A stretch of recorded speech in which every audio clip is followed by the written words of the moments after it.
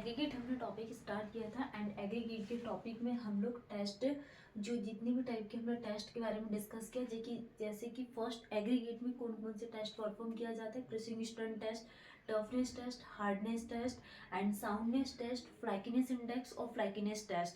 तो ये सारे टेस्ट हमारे कंप्लीट हो गए और आज की क्लास में हम यहाँ पे इलोंगेशन इंडेक्स के बारे में डिस्कस करने वाले हैं कि इलोंगेशन टेस्ट क्या होता है, एग्रीगेट में कैसे परफॉर्म किया जाता है एंड इसका क्या क्या प्रोसीजर्स होते हैं। तो हम स्टार्ट करने वाले हैं इलोंगेशन टेस्ट। जैसे कि इलोंगेशन इंडेक्स के लिए बात करें कि इलोंगेशन इंडेक्स क्या होता है, तो if one dimension of any aggregate, for example के लिए एग्रीगेट है और इसका जो डायमेंशन है one dimension of any aggregate is very long. इस एग्रीगेट का जो डायमेंशन है ये क्या होता है, बहुत लॉन्ग होता है, very long with respect to other dimension is called elongated aggregate.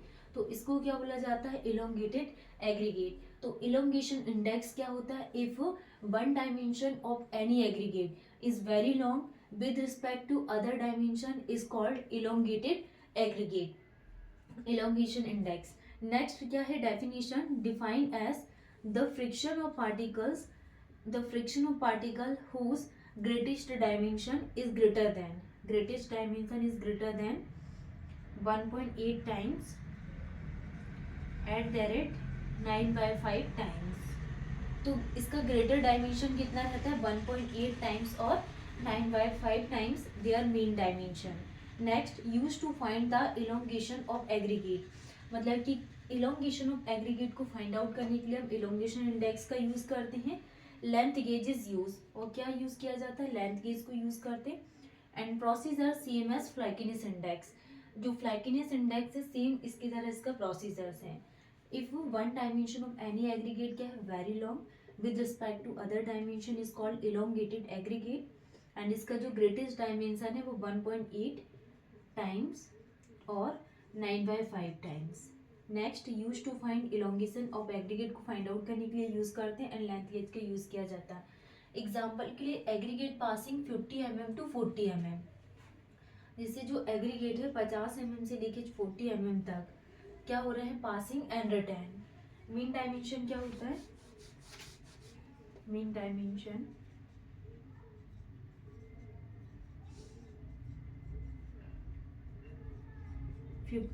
40 divided by 2 equal to 45 mm। Mean dimension क्या होता है, 50 + 40 divided by 2 equal to 45 mm। Next, if any greatest dimension is greater than 81 mm, greatest dimension greater than 81 mm equal to aggregate will be called elongated. ठीक है, तो if any greatest dimension is greater than 81 mm equal to aggregate will be called elongated aggregate। जैसे हमने यहाँ पे elongation aggregate के लिए बात की है। अब इसके कैलकुलेशन के बारे में बात करें elongation aggregate का, तो elongation aggregate की क्या डेफिनेशन होती है, elongation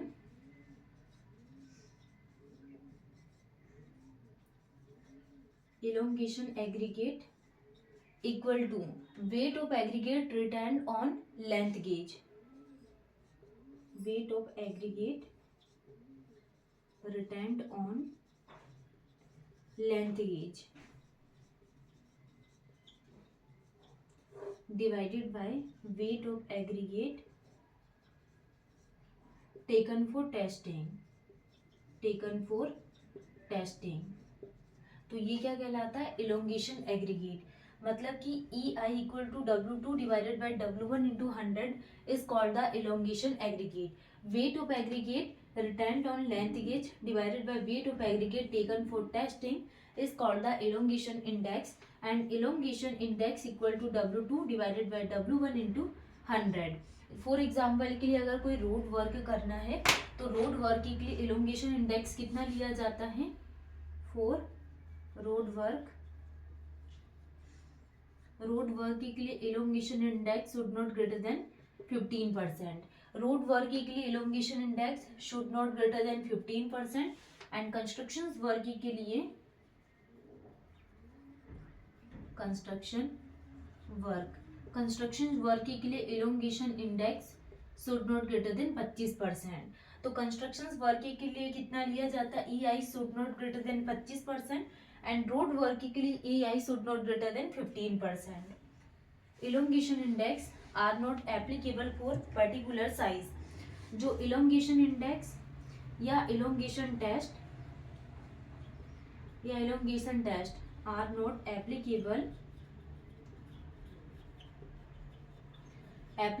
for particular size, are not applicable for particle size less than 6.3 mm। अगर पार्टिकल्स का साइज लेस देन 6.3 mm है तो ये इलोंगेशन इंडेक्स और इलोंगेशन टेस्ट एप्लीकेबल नहीं है, because it is impossible to construct a gauge smaller than this size.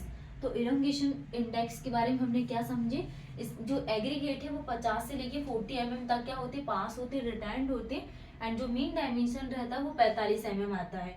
और अगर एनी ग्रेटेस्ट डायमेंशन अगर 81 mm से ज्यादा है तो एग्रीगेट को हम क्या बोलेंगे, इलोंगेटेड। और अगर कोई रोड वर्क करना तो इसके लिए कितनी वैल्यूज को प्रेफर किया जाता है, 15% से ज्यादा नहीं होना चाहिए, should not greater than 15%, and construction work के लिए elongation aggregate should not greater than 25%। और ये 6.3 लेस देन 6.3 mm के लिए सुटेबल नहीं है। और डेफिनेशन क्या होती है कि wait of aggregate return on length gauge and wait of aggregate taken for testing is called the elongation index. ये हमने इसके एग्जांपल्स के बारे में बात की एंड इसके प्रोसीजर्स के लिए। नेक्स्ट हम बात करने वाले हैं क्रिसिंग स्ट्रेंथ टेस्ट ऑफ एग्रीगेट। तो हम क्या करते हैं, आप जितनी भी टेस्ट हमने 6 टाइप के टेस्ट पढ़े हैं सबका रिवीजन कर लेते हैं, क्या क्या वैल्यूज प्रेफर की जाती है। तो ये बहुत इंपॉर्टेंट है। Crushing strength test of aggregate क्या होता है, चेक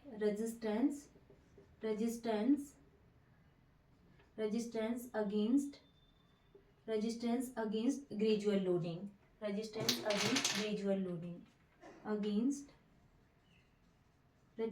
अगेंस्ट ग्रेजुअल लोडिंग। इसको क्या बोला जाता है, crushing strength test of aggregate. Important value to remember, of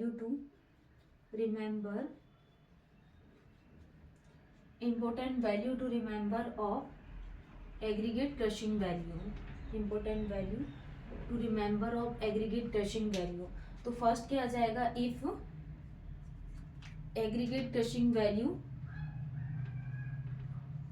is less than 10%, if aggregate crushing value is greater than 35%, तो इसको क्या बोलेंगे, strong aggregate,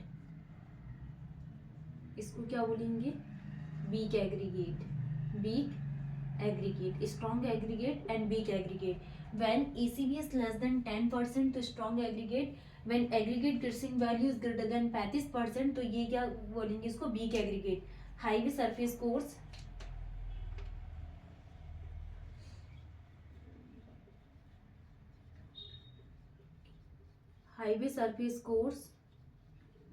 and building construction,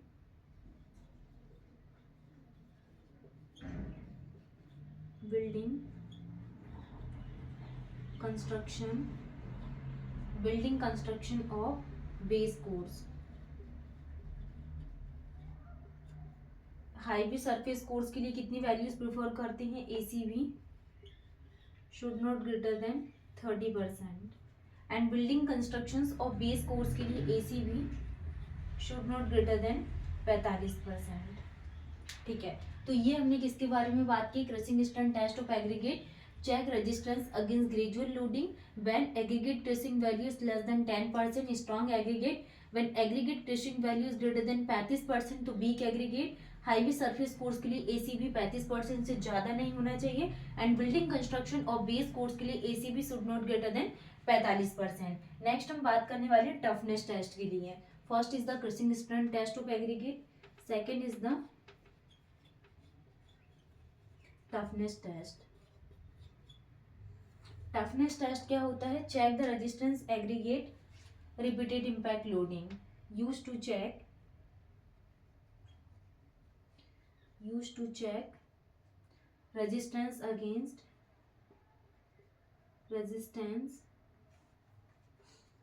resistance against against repeated impact loading, impact loading. तो toughness test क्या होता है? Use to check resistance against repeated impact loading, repeated impact loading. Next हम यहाँ पे कुछ इसकी इंपॉर्टेंट वैल्यूज के लिए बात करेंगे। इसको क्या इम्पैक्ट लोडिंग के लिए टेस्ट किया जाता है, toughness test. Important value,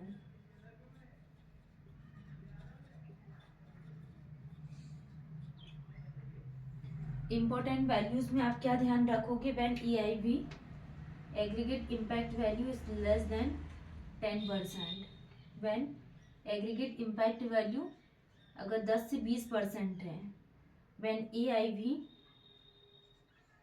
20 to 30%, when EIV is greater than 30%। तो एग्रीगेट इम्पैक्ट वैल्यू अगर 10% है तो ये क्या होगा? Exceptionally strong aggregate, exceptionally strong aggregate. और एग्रीगेट इम्पैक्ट वैल्यू 10 to 20% है तो ये क्या होगा? Strong aggregate, strong aggregate. When aggregate impact value 20 to 30% है तो medium strong aggregate, medium strong aggregate, medium strong aggregate. When EIV is greater than 30% तो ये क्या होगा? Weak aggregate, weak aggregate. Next highway surface course के लिए, highway surface course,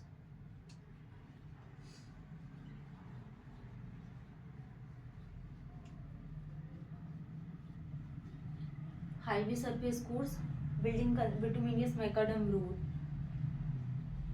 बिटुमिनियस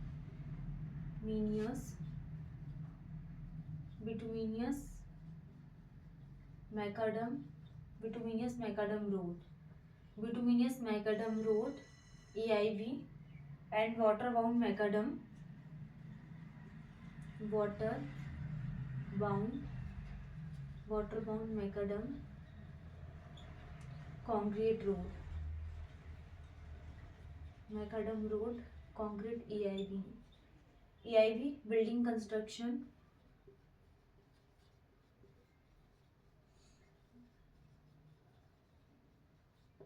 building constructions. तो highway surface course के लिए कितनी वैल्यूज को प्रेफर किया जाता है? Should not greater than, highway surface course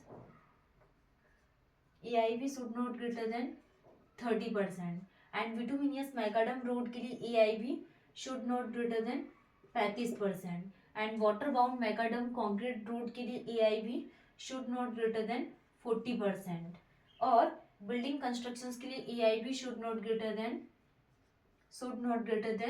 45%। तो ये हमने टफनेस टेस्ट के लिए बात की कि टफनेस टेस्ट क्या होता है? Resistance against repeated impact loading, and EIV 10% से कम है तो एक्सेप्शनली स्ट्रॉन्ग एग्रीगेट, EIV 10 से 20 है तो स्ट्रॉन्ग, और 20 to 30 है तो medium strong aggregate, when EIV is greater than 30% है तो वीक एग्रीगेट।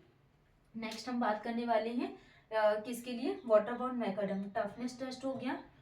नेक्स्ट टेस्ट हम हार्डनेस टेस्ट के बारे में बात करेंगे कि हार्डनेस टेस्ट क्या होता है।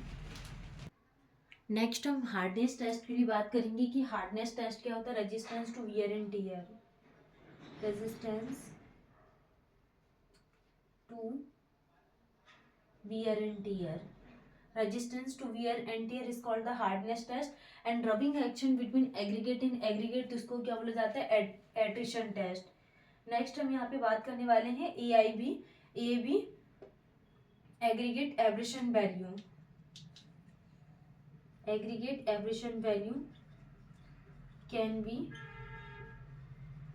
calculated by aggregate abrasion value, Los Angeles apparatus, Los Angeles apparatus, Devils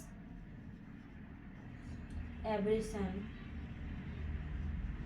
Devils abrasion test and Doris test। तो तीन टाइप के test aggregate abrasion value can be calculated by Los Angeles apparatus, Deval's abrasion test and Dorry's test. Next हम यहाँ पे इसकी values के बारे में बात करेंगे कि aggregate impact value, when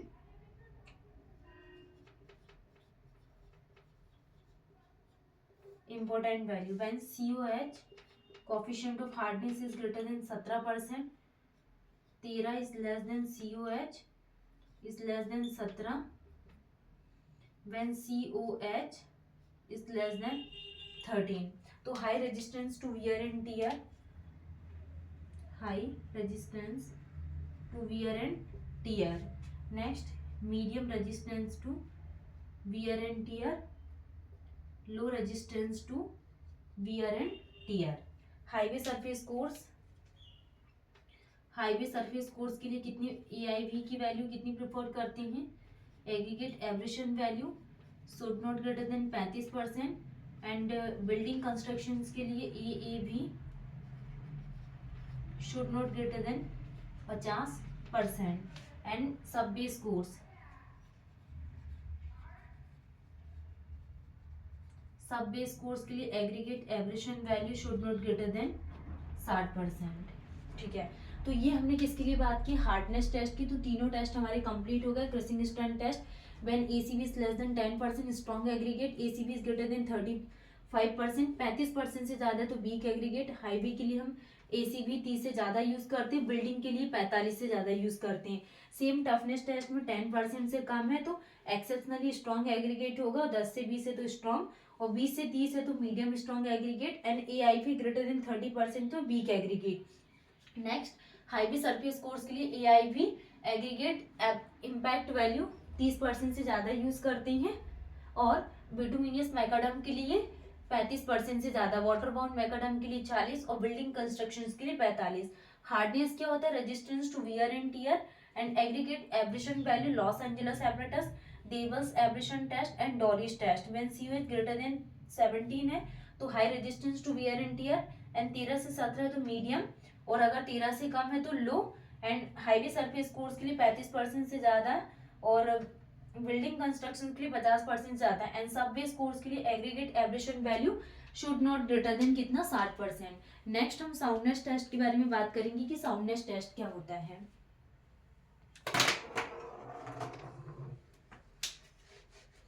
soundness test of aggregate.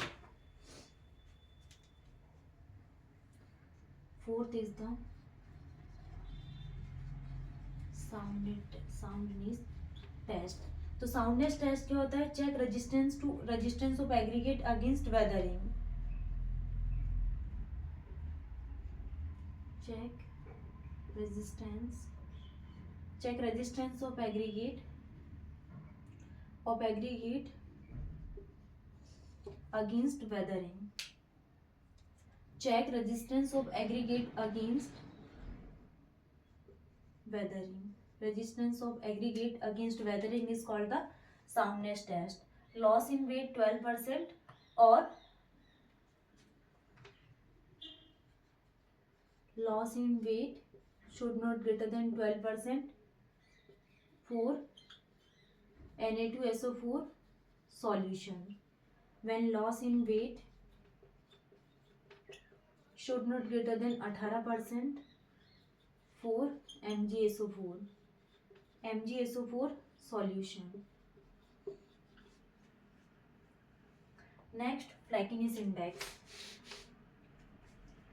Fifth is the flakiness index, या फिर इसको क्या बोला जाता है? फ्लैकीनेस test.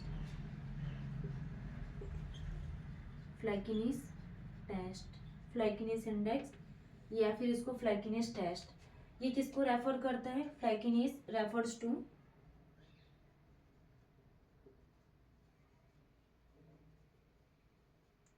refers to thin member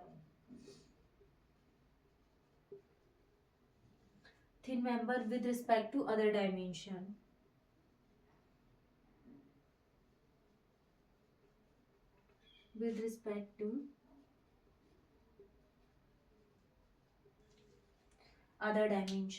अगर हम एवरेज या मीन डायमेंशन के लिए बात करें,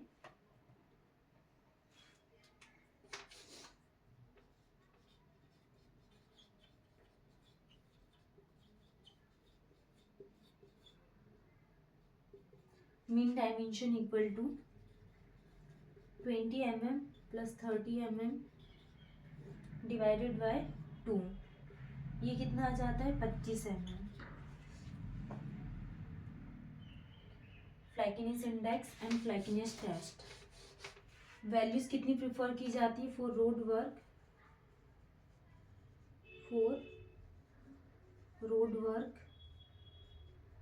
FI should not greater than 15%, and building construction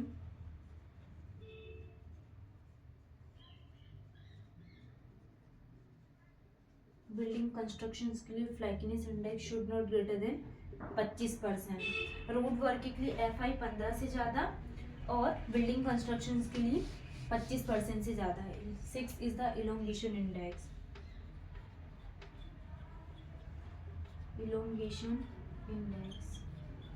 elongation index क्या होता है? One dimension of any aggregate very long.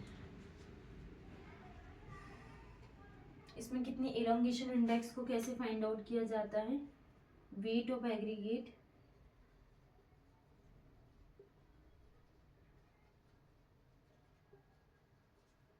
Return on length gauge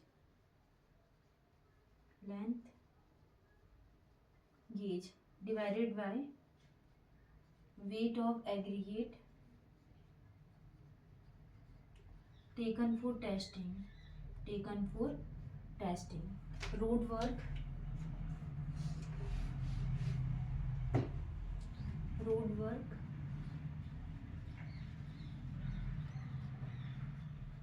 and construction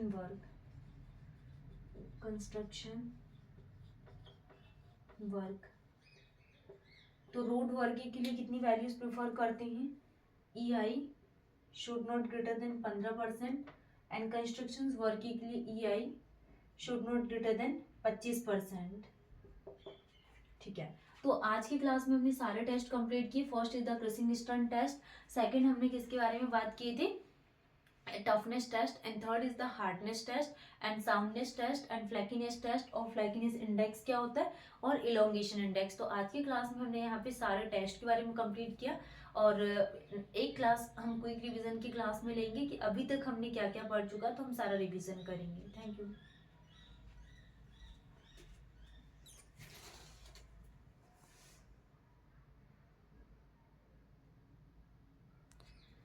Subscribe the channel and share. Thank you.